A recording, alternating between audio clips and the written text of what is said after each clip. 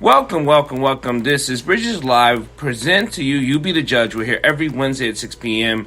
And my co-host, the fabulous Judge Claudia Barber, and Marylin, Pierre, who's running for Circuit Court Judge in Montgomery County. We got to get her in this time, so we're always pushing on that. And if you have any questions about how to help Marylin become the judge that we need in Montgomery County, not a judge she deserves, because she deserved it 2 terms ago, a judge that we need in Montgomery County, please let us know. Call my number, call Marylin's number, put the likes in, comments in, and anything you have to do, please help us support one of our own so we can get some things moving in the right direction. You know, we're in a boat here, and the rudder's been broken for about 400 years. So let's get this fixed. But be that as it may, we like to bring people on as a guest, and we have some special people with us today. And Marylin does a way better job than I do of announcing people. I always sound like I'm a game show host, and here comes, and I'm not good at that. So Marylin, please. Well, I think that you do a great job doing the announcement, but thank you very much for saying all these kind things about me. I will try to do my best. We are here with Dr. Tracy O. Garrett as our special guest. Dr. Garrett holds a dual doctorate in clinical and industrial organizational psychology from the California School of Professional Psychology.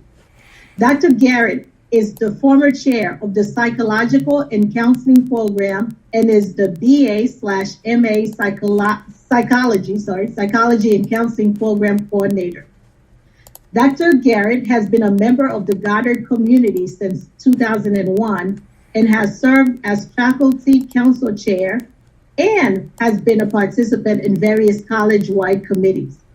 In terms of interest, Dr. Garrett is part of the Human and Animal Interaction Concentration and is a queen mother of the Bourget Way, she'll correct me later, of the Bourget Way village in West Ghana, Africa, where she serves, in Ghana, West Africa, where she serves as the development chair and is focused on global mental health. Dr. Garrett also works at a human services firm in Washington, D.C., where she is responsible for clinical and organizational development and performance and quality improvement. Dr. Garrett is a licensed psychologist who has over 30 years of experience in the field of mental health. She has worked in a variety of clinical, school, government, and community settings. She has been an independent consultant in the Washington metropolitan area for more than 20 years, where she has provided training in schools, government agencies, nonprofits, for-profits, churches, and professional organizations. Dr. Garrett's community activism began in earnest a decade ago when it was clear that the neighborhood where she lives was being inundated with zoning practices that were incompatible with a rural community. She has taken her work with community activism in a direction that will empower ordinary citizens to be empowered to fight for the right to environmental justice and equity. Dr. Garrett is a life member of the Association of Black Psychologists, the National Association for the Advancement of Colored People, Tuskegee Airmen Incorporated, and the American Association for Retired Persons. In her spare time, Dr. Garrett enjoys traveling, reading, playing tennis, singing on the church choir, singing for the Signs of Praise choir, and being with family and friends. Ladies and gentlemen, please welcome Dr. Tracy Garrett, our special guest. Well, thank you. Thank you so much for first the honor of being in your presence and being with you this evening, and just for that wonderful introduction. Well, I'd like to just get right into things. Okay. And ask you, Dr. Garrett, who also, which may have been briefly mentioned in the introduction, you chair the Anne Arundel County NAACP branch's Environmental Justice Committee. And we believe that you are the right person for that particular spot, because there have been some things going on in South County that we want to draw awareness of when it comes to environmental issues. Mm-hmm. So let's start right there. What is going on in Lothian, Maryland, South County, which is Lothian, which is considered South County of Anne Arundel County, Maryland? So there's lots going on, and that's why I'm glad the Patuxent Riverkeeper, Fred Tutman, is here. Mm-hmm. Thank you for joining us, Fred. Yeah, there's so much going on. We have reclamation going on.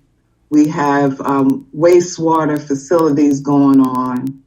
We have mining going on. Mm-hmm. We just have a lot of stuff going on. We have watersheds going on. So we have all these things existing in about a less than 5 mile stretch of road that is classified as historic and scenic. So what makes this unjust, or what makes this an environmental injustice? Okay, so one of the things is just one are the amount of trucks, the amount of truck traffic that we have to be exposed to on a daily basis. There are, I believe, 390 truck trips that are allowed to go on this very narrow stretch of road every day. So let's talk about noise. Mm-hmm. Let's talk about pollution. Let's talk about safety. And let's talk about we don't know what they're bringing in and what they're taking out. So let's, talk about all those things. And that's why I got in touch with the Patuxent Riverkeeper back in 2012. For over a decade, we've been looking into this. We've even had studies done. So what is the county doing? There's a lot of back and forth with the county in terms of this issue. So it seems as we are making some progress, but it's not the kind of progress that we need to make in order to have some of this alleviated. What the goal is that we have to dismantle these practices because they're really incompatible with a rural area. And so there are many things that have been done, such as we've had a truck traffic study. We've had them engage with the Maryland Department of the Environment because many of these sites were out of compliance. So we've been working with the county and trying to work with the county in order to get some of these things taken care of. But it's been really slow. We've been doing this now since 2018, and we're making a little bit of progress, just a little, but it's really not enough. I don't think we're being heard in the way that we need to be heard. And Dr. Tracy, there are also landfills there that were shut down, and we know that there's and Fred, please, I'm not the expert here.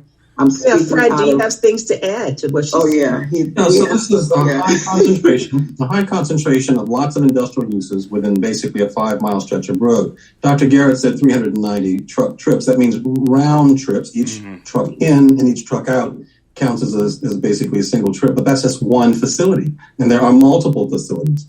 So in effect, these are industrial facilities that the county has continued to zone into the neighborhood. Some of them don't even have truck limits at all. They can do whatever they wish. Some of them have special exceptions that go back to the 1960s that have never been opened and reviewed since. And so it's become an unlivable zone for the people who have a heritage there, like Dr. Garrett and her family. It's become a difficult place for kids to ride their bicycles on the shoulder of the road because of these roaring Mack trucks that run up and down and that often have accidents because it is a rural, scenic country road with an alignment that is, curves like country roads do. And these trucks drive beyond their speed limit. They're overloaded. And so they're vulnerable to flipovers, rollovers, collisions with commuter trucks. These are uses that would not be welcome in any neighborhood. And yet the county has the posture that they can continue to approve new permits to keep on adding new facilities. And it's ridiculous. It's a sacrifice zone. Dr. Garrett, so to the extent that this sacrifice zone exists, what can we as listeners do about it to bring and encourage change? Hold on, Judge Barber, before you answer that, I'm going to table that for a second because I want to bring this to your wheelhouse, Dr. Garrett.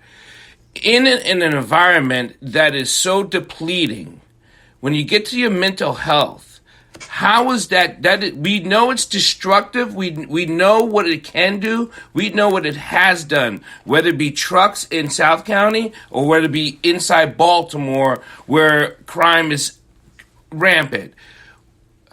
It is literally, they are killing the people there without justification and without any cause.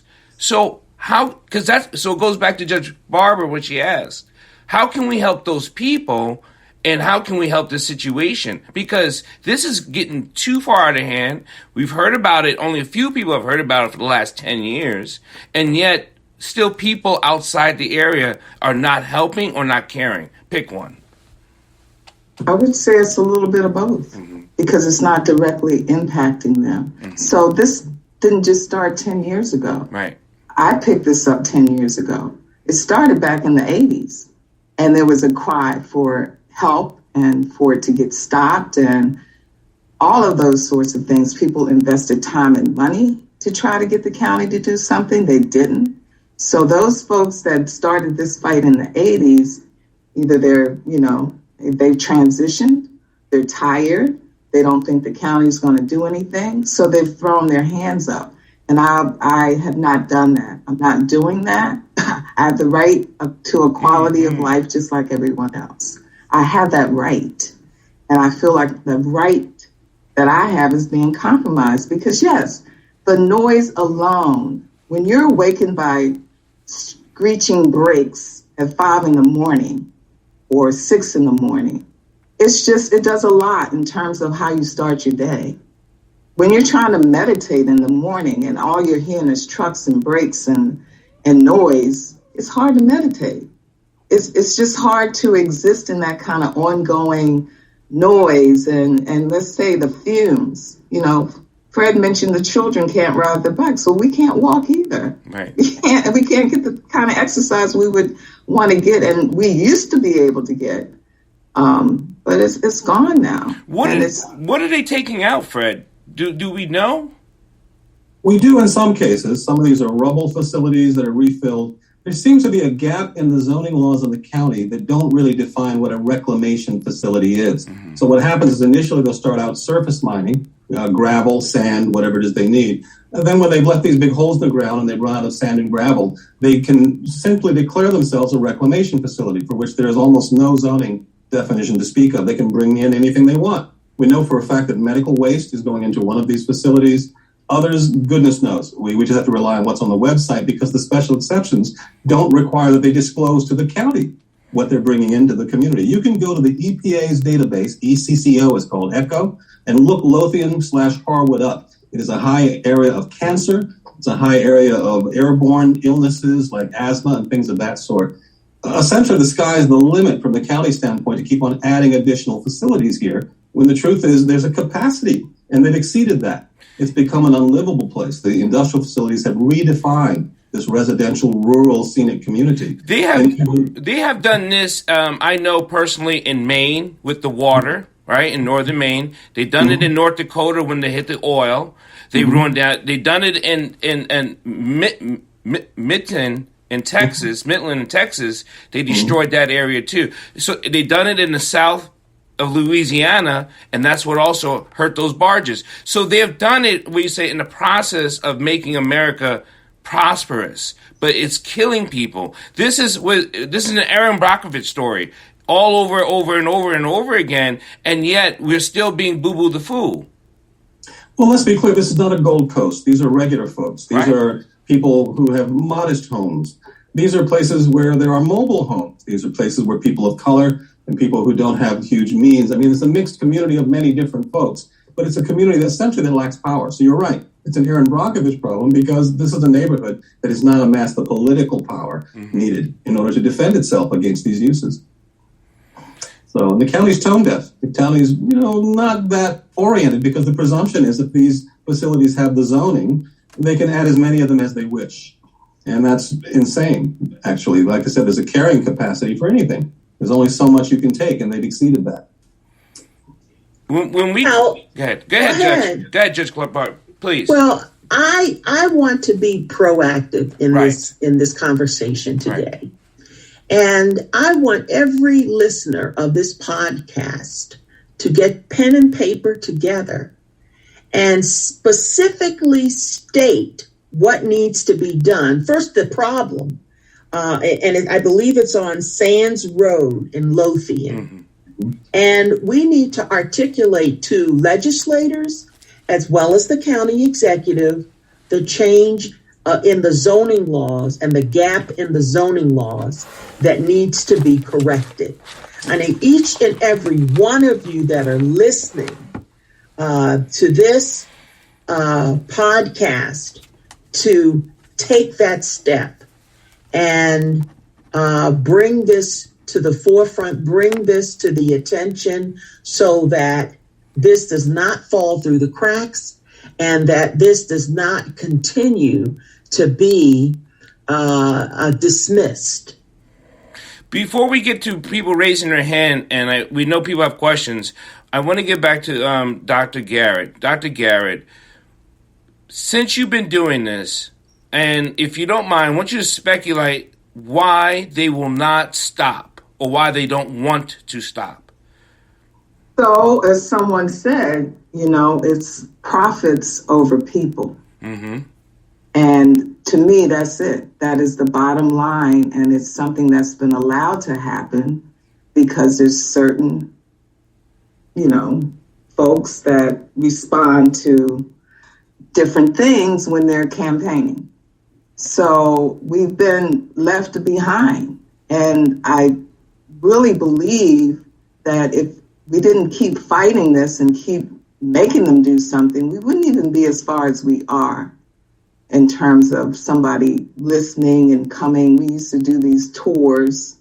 We've done a tour with almost every county representative that, has some kind of authority or power so they could see for themselves just what we have to endure on a daily basis. And most of the time they are just like so taken back by it. They cannot believe it themselves. But they haven't done anything.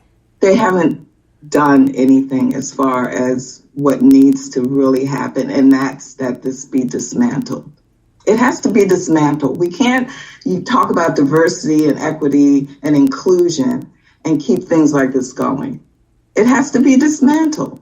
So what specific facility should we name in our letter that needs to be dismantled? Does it have a name or a specific area? What? Sure. So there's Westport, which is a facility that has a 1968 special exception that has not been reviewed since, and the county refuses to pull it up for review. And the neighborhood has evolved since 1968. There are also deficiencies in the special exception that does not allow the county to inspect the trucks or even make them account for the number of trucks. They need a court order just to go, the county does, just to get on the facility to see what's going on. There appear to be other facilities subleasing from this place. And so we don't know what those other facilities even do. I've never heard of a forever special exception. It's good public policy, let alone good law, to periodically review these facilities to see if they still fit within the community. I guarantee you, 1968 was a very different world on Sands Road than it is today in 2021. So I believe these are carve-outs for influential members of the Anne Arundel County community. They've been given a free ride for a long, long time. There's no harm and every bit of benefit to be had for reviewing the appropriateness of these facilities in the context of present-day conditions. But it seems like the pushback would be, hey, you're taking jobs away if you shut down the facility. I don't think we've asked them. I mean, I would love it if they did, but so far we haven't asked the county to shut anything down. We've asked them to enforce the existing laws. The existing laws are either inadequate or they're frequently being disregarded in a number of instances. These are facilities that are exceeding their truck limits, those that actually have truck limits. We know for a fact. The county knows because they disclosed to us that they've been counting the trucks. One of the facilities refuses to actually disclose its truck counts, arguing that those are business secrets, that it's proprietary information. How outrageous is that? Can we take them to court? If you live there, I need to say this because we live there. I live there and other people live there. Yes, we want it gone. And when you talk about jobs, let's find other places where you can dump. That's certainly. What's wrong? We've done this for 50 years here. We need a break. It's just getting worse. When someone says they can go to the website, whatever you called it, Fred, Echo. and see, it's ECCO. And see what exists there, it's just cannot be allowed to continue. Can we take like it to I said, court? my life matters. The quality of my life matters. Is there a lawsuit here? Can we? Have we tried it yet? Does it not get to litigation? What? We have reserved that possibility. Thus far, we've simply been trying to hold the county's feet to the fire to do what is right, what is appropriate, and what is within the existing laws. And as Tracy points out, yes, it'd be great to get rid of these. We've tried to make our asks very reasonable. I think the county's been very unreasonable in being unresponsive to these requests, and rather cooperative, as the judge points out, with trying to protect the revenue source. I mean, these are, I assume, tax-paying facilities. You know, if these are jobs that are harmful to the surrounding community, I think the county needs to, at the very minimum, at least acknowledge that and try to address that problem. You know, I'm trying not to obviously say we want to cancel out these people's jobs, but let's start with human decency. Let's start with enforcing the laws. Let's start at a reasonable place. Well, you know what, Fred? And I'm not as reasonable as Fred. Yeah, I'm not as reasonable. I'm with you, Dr. Garrett. I'm not as reasonable as Fred, and I've said it over and over again. I'm not opposed to doing that. Fred, I'm not that reasonable. Yeah, I appreciate that the Patuxent Riverkeeper, and we are working with some law firms. We really are. And I understand that perspective. And so we're trying with the harmony. We're trying to get some balance, but really at some point something has to give. So something really has to give because we need a health impact assessment done. I mean, we can start there. We would like an independent health impact assessment done. There are certain things that need to happen that aren't happening. And I say it all the time. People love the Chesapeake Bay. I do too. You know, I'm a crab eater. I like oysters and all that stuff. But let's not pretend that the Patuxent River doesn't run into the Chesapeake Bay. Right. We should all be concerned. Everybody should be concerned because most of the people that live around here like their crabs. They like going fishing and boating, and we don't know. You know, it's just not right. What has some of the attorneys say that is possible? And then I want to get my legal mind on this. And what is possible so what does the draft have to be? Stop it completely? Who do you sue? Do you sue the county? Do you sue... A little complex, and I'll proceed carefully because I don't know that I want to advertise what our legal strategy is. But there is an avenue for us to request that the zoning hearing examiner review these ancient special exceptions, and we intend to pursue that avenue first and foremost. The others are a little difficult because they are indeed permitted facilities within the available zoning. But I do believe if you take down the worst of these, then it does send a message both to the county and to the community that something can be done, right? Our initial position or the county's initial position is nothing can be done. Just buck up, just take it, just deal with this, which is outrageous, really, particularly because we're talking about facilities that aren't even compliant with their own special exception. And that's the whole thing. They're not compliant. They've been in violation. And some of these are running from 7 a.m. to like 3 or 4 in the afternoon, Monday through Saturday. Well, this is why I'm confused. The only break we get is Sunday. This is where I'm confused. Please, attorneys, jump in. If you're in violation, doesn't that mean X? I mean, or is it not that simple? They're in violation. First of all, you have to have a prosecutor that's prosecuting the violation. Okay. That's number one. You have to have a county official or county enforcement mechanism in place that's enforcing the laws. So if that is not in place, then, that's just some words on paper. Exactly. We're asking the county to enforce. Absolutely. And they're not doing it. So next step, The next step is look at other legal avenues that we might do where citizens can intervene. So we can look for violations of the Federal Clean Water Act, of which, by the way, there are several. There are 4 wastewater treatment plants here, all co-owned, all of them out of compliance. All of them haven't been turning in their mandated federal reports for over a year.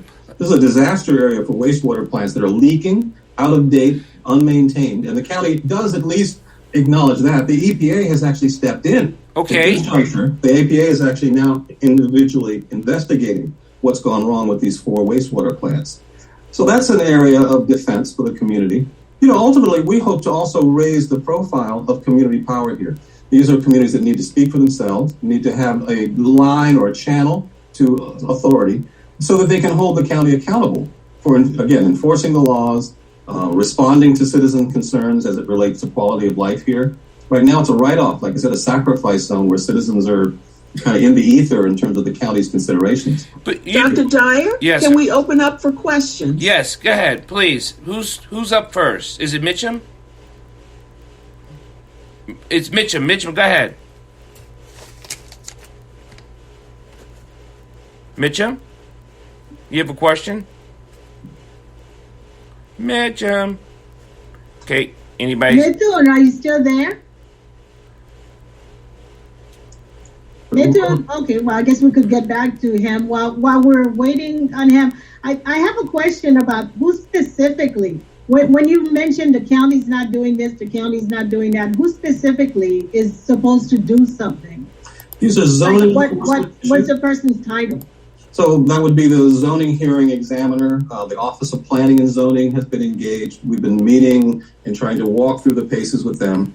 But ultimately, they have the authority and the burden to actually enforce their own laws. Well, what you're talking about is having inspectors. Yes. That are issuing citations for any violations, known violations of the property and at the property. Yes. If it's a civil infraction, it is the prosecution of those civil infractions. That's not, as I understand it, that's not being done. That's not. It's not being done, and sometimes it's like, oh, it's not the county, it's the state. Oh, it's not the state, no, it's the county. We've gone back and forth like that for months. So what's the voting like there? Let's get into that, because this seems like there's a lot of people have to be removed before something has to change. So is that a piece that needs to be worked on also, is to remove some of these people from office? Well, political power, I think, is deficient in the community, and I think we're working on that. I think we're trying to raise the profile of citizens. We're engaging elected officials for whom maybe it didn't occur to them that there was a community there, since it is a rural community.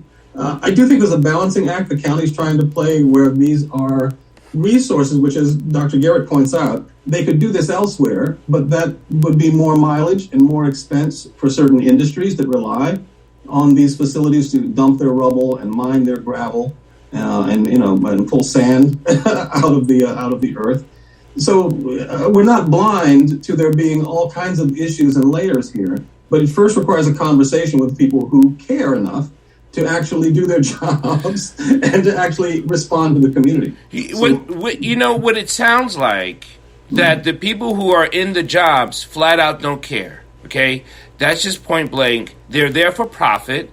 They're there for personal gain, and they don't care. Because if they cared, just the infractions that they already know that is going on, they would taking care of it. So they're not taking care of that. And so it's so blatant, it sounds like they become the Goliath over David. And because you feel, maybe does the community feel so disenfranchised that they feel like they have no weight to this? Well, I can say that some members do. Okay. And I can tell you that I've said, if it's just me, it's just me. Because it's not so much that I'm fighting for myself. Right. I have more years behind me than I have ahead of me. But there are people in my community that need to know they can advocate for themselves, or that they have somebody advocating for them.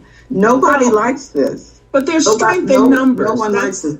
There is strength in numbers, but like I started saying before, This didn't start 10 years ago when I reached out to the Patuxent Riverkeeper. So, it's like learned helplessness, and you have to understand who your community is. And many of the folks in the community do not have the resources of time. Right. And being able to make a commitment or monetary. So, and that's how they're winning. It's not that kind of party. Right. It really isn't. And we have tried. And we've got folks that, do the social media. They do it well. Lothian has a Facebook page. We access that. We are trying to do whatever we can to get more people involved in this. And some people will come and then they kind of disappear. And then more people will come and they kind of disappear. But there's a steady group of us that we can't afford to give up for many reasons. Nathan, you're back. I'm so sorry. Actually, there is some problem happened. I was kicked out and then got back in, some technological problem. Sorry about that. Thank you. And thank you, Dr. Garrett, for doing what you are doing. We appreciate that. And Dr. Dyer, you are right on target. Totally support what you said. And thanks for the host having that. So I just have one thing to say. Judge is there and Ms. Pierre is there. You are more knowledgeable than me in the law. But why can't these people submit together a local government tort act notification to the county for their health hazard that they are doing for the counties? Because what happened, one thing I understand, unless you give them a legal notice, nobody will take any action. Because every action has a same and equal reaction as per Newton's third law of motion. So unless you, being an engineering background, that's why I believe. So unless you give them a legal notice, they're not going to do anything for the health risk.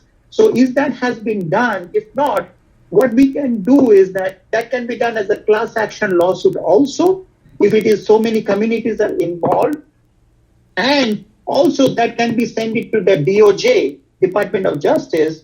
If the county doesn't take any action, then they will be also sued by the federal government for negligence, knowingly not doing anything. That can be even criminal.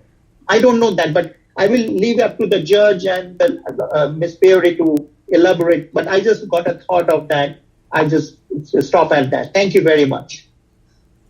Well, we encourage, thank you so much, Mithun, for that insight and information.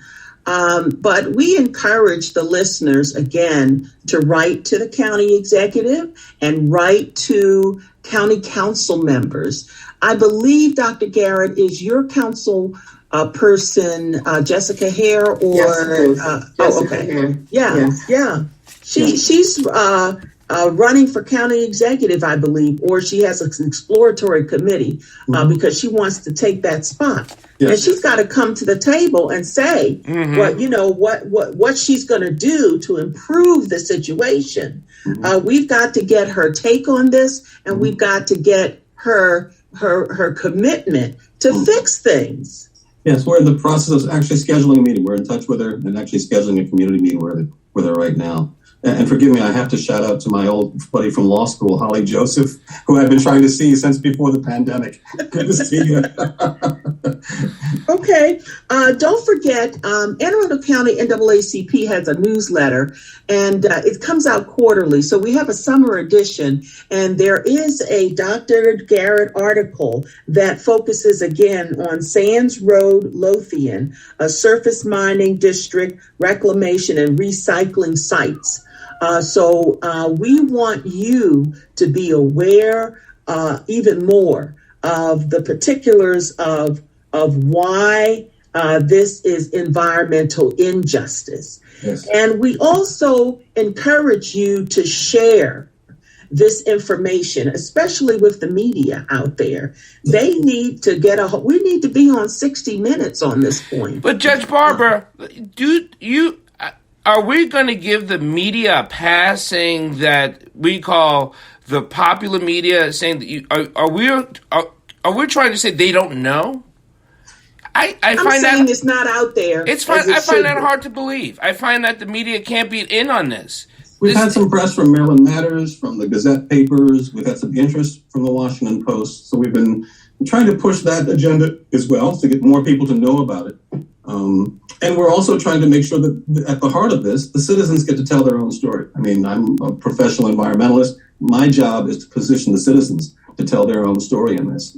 But with the story of people, the sicknesses that's got to be increased, the cancer that's there, the asthmatic that's there. We're not even talking about the depression and the death toll it takes on that. Yes.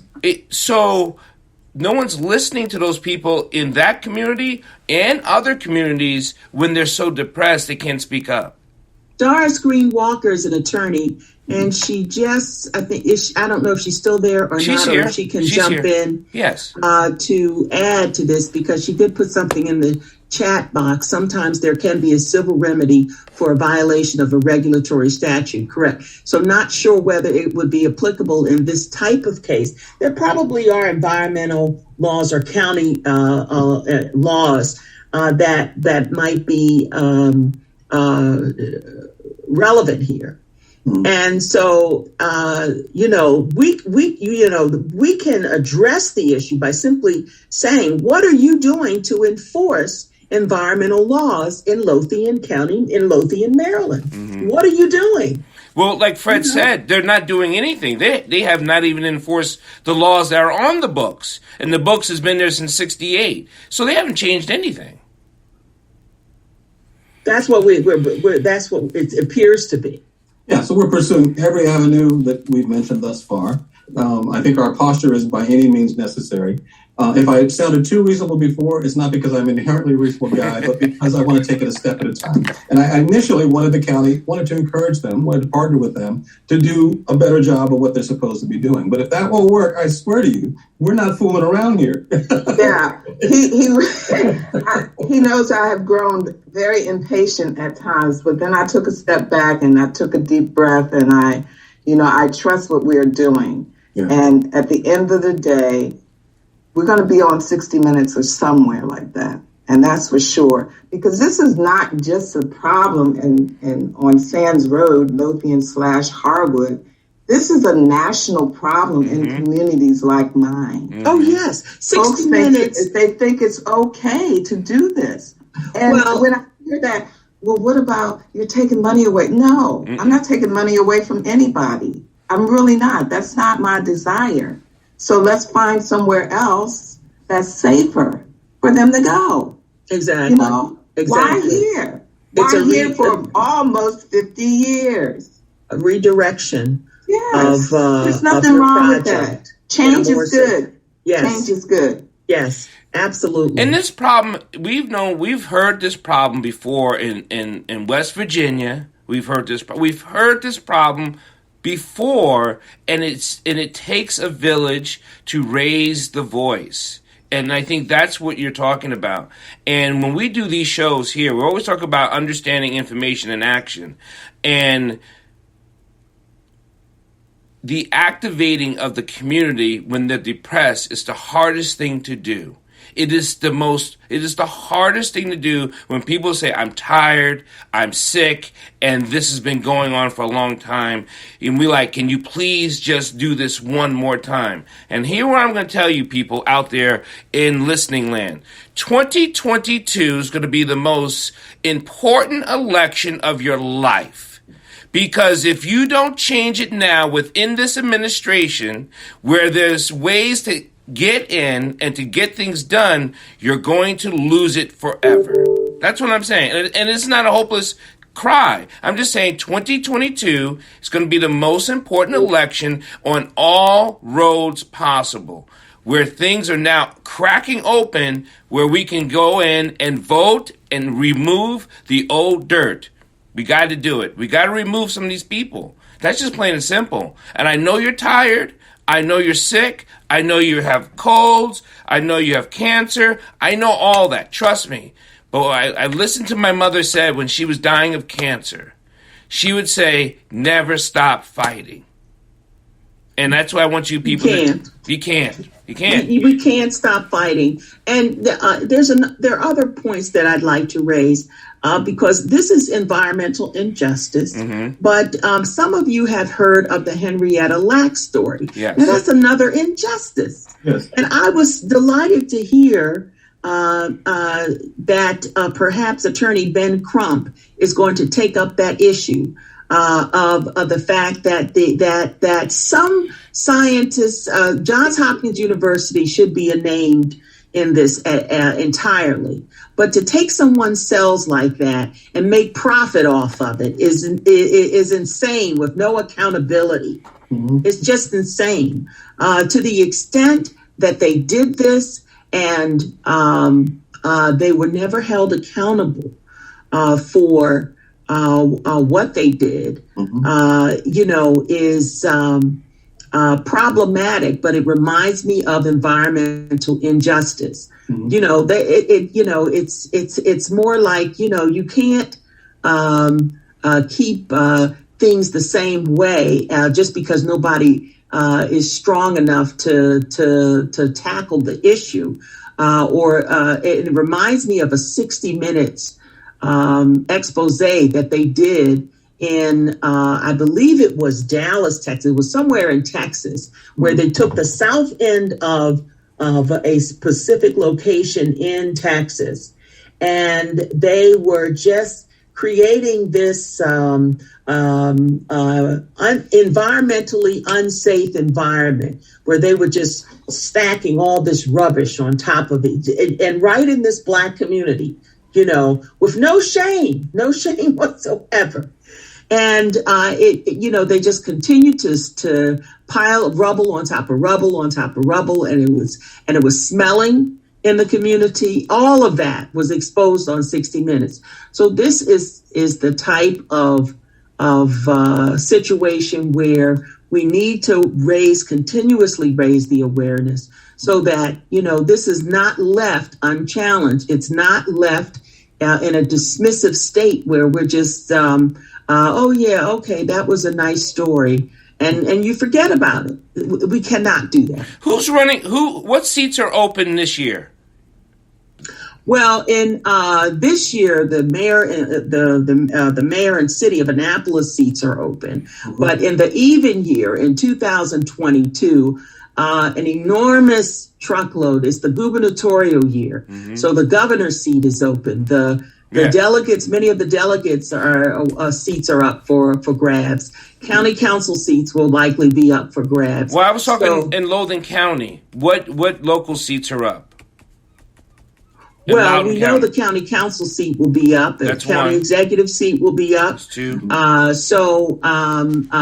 There's those elections are there for the gubernatorial period in 2022. So, Fred, can we get you to run? I don't know who would vote for me. I've been a rabble rouser most of my professional career. So wait a minute. You didn't answer my question. Yeah. Could we get you to run? Well, I'm also not an Anne Arundel resident. I live just over the line. Okay. Close enough that I rode my bicycle as a boy on Sands Road, so I have some context for what it is. But let me just say, America is coming to grips with the idea that environmental justice is a thing, and that it's baked into the system. These are not isolated things. These are things that go on all over the place. And this is serious business, right? These are people's lives, their aspirations, their health. All of these things are on the table. We have a long way to go before people realize that this is also really inefficient. You do not get to destroy neighborhoods and people's lives without there being secondary and other consequences. There are ripple effects. Well, Dr. Tracy, can we get you to run? For generations, there are ripple effects, Well, and it's around the health thing. Dr. Garrett, can we get you to run? You're about the fourth person or fifth person. Fred is included, who's said, things like that. So, who knows? No. Can we get you to run? See, I can't even get it out. That's not one of my aspirations, but I consider myself a community activist. And so that's why I'm fighting for this. But we need someone at the seat. We need someone at the table. Well, Yes. see, yeah, because you would play an intricate part. See, the bottom line is that as a legislator, you can put the legislature out there and say, this is where I you need got to be. I And all got you need to do is get Okay. your council people to join you. All right. Something, Judge? We didn't put this so that we could put pressure on Dr. Garrett to run and make a Thank decision right now. I do have a question though, which is, have you tried to get more people involved in the sense that, just like Judge Barber said, the more people who are involved, the more likely people are going to listen. When I'm looking at the map of Anne Arundel County, I noticed that Calvert County or Culver, depending on what accent you want to say it with, is the county south of that, and then south of that county is St. Mary's. Mm-hmm. Therefore, the runoff that you and Mr. Tutman are talking about really affect them. Mm-hmm. And I know that there have been some downriver, states as well as some downriver counties who have been very concerned about the runoff that's coming into their community. And they would not have the same issues in reference to jobs, and they would not have the same issues in reference to the people who are in authority in Anne Arundel County, because these people aren't the ones who have to make laws or who have to enforce laws in reference to them. So have you tried contacting the people in authority in Calvert County or St. Mary's County and say, this is what is happening to join forces, us, and this is how it's affecting you, and can you help us get this to stop? So not so much, because as you pointed out, there are different considerations. Actually, in Calvert, we're actually working on different issues. And in fact, their comprehensive plan is in front of the appellate court right now. Their citizens literally trying to overturn the entire zoning scheme of the county. St. Mary's, likewise, different issues with that naval air station and some of the toxic and other impacts that come from that. It's a little hard to get people to work outside of their wheelhouse or outside of their neighborhood. The people who I think are best set up to fight this fight are the people directly affected by it. So that's why we're trying to raise neighborhood power. Now, you mentioned comprehensive plan, and I know that County Executive Pittman has had a 2040 plan. Mm-hmm. Has anyone weighed in on that 2040 plan as it pertains to making proposals about this specific area? So we submitted comments on behalf of Lothian into that plan. It was almost like a message in a bottle. We don't know what became of those comments. We did raise these issues. The county has a solid waste management plan as well, because this does kind of overlap into the kind of solid waste disposal. I mean, rubble fills, medical waste, toxic waste. The county, frankly, responded by permitting a new composting facility that will bring even more trucks to the neighborhood. So again, they're tone deaf, I think, to this problem of capacity. Enough is enough. Right, for $500 a month. $500 a month. And I was just like, this is crazy. Yes, county-owned property. The county itself is responsible here. It's not an outside operator. This is a lease between the county and a facility that will bring even more burdens to the community. So like I said, they are totally out to lunch. So with respect to the county's needs. If we brought people there like a march, and the marches just come up in my head, but if we brought something there as like an announcement and brought multitudes of people there to the area to say, here's the light, shine it here, because this needs to stop. Have you done that before in previous years? Have you thought about that coming up to bring a rally to the area? It's an interesting idea, and that's one worth pursuing, I think. We would love it if citizens from anywhere in the county wrote to the county executive and drew attention to their concern about the injustice being perpetrated here. I think that only helps raise the profile, makes it clear that this is more than just a bunch of whiny citizens on Sands Road. It's a fundamental problem of injustice and of fairness. I think that's highly important. So yes, we would love to see your letters and your antipathy transmitted to elected officials in the county infrastructure in any of these districts, because sometimes issues related to Lothian come before the county council. And granted, while they'll defer to the district that they're in, they need to understand what's going on here. Again, these are uses unwelcome anywhere else in the county. In fact, these are uses that aren't allowed anywhere else in the county in certain instances. They've already zoned them out of existence elsewhere. That's why I think they're clinging to these 1968 exceptions. They can't issue such a special exception today, right? It's really a mess. I thought that the point that Marylin brought up about affluent people being affected by what you're going through now was very interesting, because the people you are trying to reach are the people that they have lunch with, that they entertain. And if you get some of those people to listen to you and say, we're not the only ones being affected, you will eventually be affected by what's happening to us now.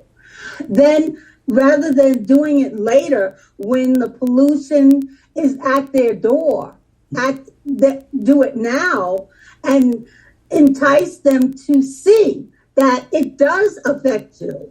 Mm-hmm. You know, we apparently cannot appeal to someone's sense of decency. Right. So they're only going to be affected when it affects them. Yes. Whether it affects them monetarily or their lifestyle. Yes. So if you reach out to those people and get them to join you and talk to their friends, then you will progress faster. Mm-hmm. You know, so I think she's absolutely on point when she says it's a rippling effect, and eventually it's going to affect you. Dr. Garrett, have you put together a white paper on this at all? A white paper? Yeah. No. I have. The University of Maryland did actually do a student-run health study a few years ago that's very instructive, that identifies both the risks, hazards, and problems there. The county has embarked on its own traffic study. Actually, that's why we have the documentation of how many trucks are actually flying up and down the road. So there is some hard data on paper that show that this is a mess. Right. It's indisputable. This is a mess. And my article that will appear in the NAACP newsletter is the start. So.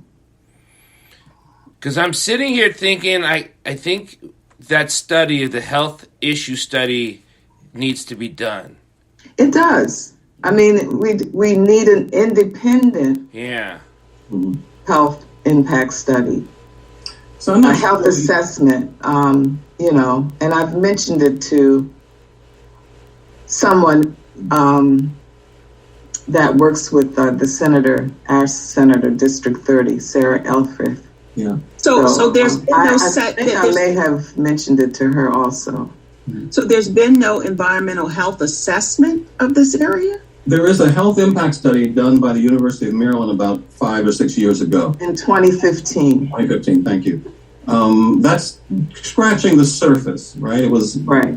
There's more that needs to be done. Now, as I pointed out earlier, the EPA also lists various health issues that are true for Lothian. I'm not sure where their data comes from. It might come from air monitoring stations and other studies that the federal government has done. Actually, you know what? It probably comes from mortality statistics, more than likely. That's where EPA gets most of their information from, is the mortality rate. Yeah, so cancer rates are high. Right. In particular, asthma rates are high. There are a number of things that the EPA list on the website for Lothian on that echo data. Do you know? And we tried going that route before, even bringing it up, and people, oh, that's so hard to prove, you know, and that's so hard to do. And so that's where I want to go first and foremost, you know, because I know anecdotally that it has impacted a lot of people. Yeah. I mean, I know a lot of people within families, you know, folks have had cancer and died of cancer. It's not coincidental. It's just not. It's a problem. It's a problem. Yeah, by the time they get to mortality stats, it's too late. So you're right. We need to start more earlier before people start dying. With the EPA person on site, has anyone ran into said person or the people that is collecting the samples, that's now doing their own individual study? So let's be clear. The EPA is reforming after 4 years of being pretty much in the ash can. Yes. Right. And so we're getting good people. We know many of them, actually. In fact, some folks from Howard University, the law professor that we work with there has now joined the EPA. So we're hoping within the year we will find a bigger base of support and assistance from an agency that was pretty much disabled by the past presidential administration. That's why I said that sounds promising. It sounds promising. That's why I say 2022 is a major election cycle for us, for Maryland, for the United States. Period. But 2022 for Maryland, it's all boots on. The stakes are high. The stakes are high. Ultimate. These are the ultimate stakes. Because if we miss this won't get fixed. Policing, enforcing is never going to get fixed. It's just things are just going to keep going sideways. Yes. Yeah. Agreed. Very observant. Yes. We've got about 4 minutes left, and I'd like to give this opportunity to our guests to make closing remarks. I hope we haven't missed anyone that would like to share more or have any other follow-up questions for our special guests, Dr. Tracy Garrett and Mr. Fred Tutman of Patuxent Riverkeeper. But we are talking about environmental injustice in Lothian, Maryland, and what we can do about it. So we appreciate our guests, and we will give you the wrap-up or final words. I can be very brief. I need to observe that we have gotten no support or help from any of the other environmental organizations that operate within the county. They are indifferent to human tragedy unfolding in Lothian. They care more about the crabs and the oysters, and that is shame on them. Right? This is a public health, environmental health problem of great proportions, and yet the community is fighting alone, shadowboxing essentially with the county. And so that's important. That's important to know. Important to know. I'll defer to Dr. Garrett. She's the resident who really experiences these hardships daily. I just want to thank you all for this opportunity of coming on and allowing Fred and myself to share. I hope you've been enlightened and a little bit inspired into some kind of action to support us, to stand with us in this. Really, we're all drinking the same water and breathing the same air. You can pretend that we're not, but we are. And like I said, most of the people that live in Maryland love seafood. And just think about where it's coming from and what it's been exposed to. And what I always say is attention energizes, but intention transforms. So let's start being more intentional and caring about what's happening to other people. We all deserve certain things. We deserve clean air, clean water, and a good quality of life. We all deserve that. And I'm not going to stop fighting until this is over. It's going to be dismantled. Yes. Last word, Dr. Dyer. Take us out. Well, thank everyone for coming to listen to You Be the Judge every Wednesday at 6 p.m. And with all your questions, comments, and you're listening, we need you to do more. Like Judge Barber says, we need action. We got you. You have to start writing.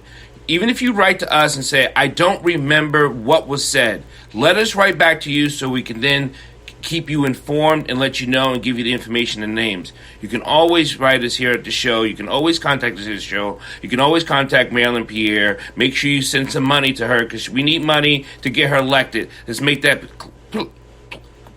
clear. She needs money. Things cost money. And, of course, Judge Barber, your legal mind is amazing.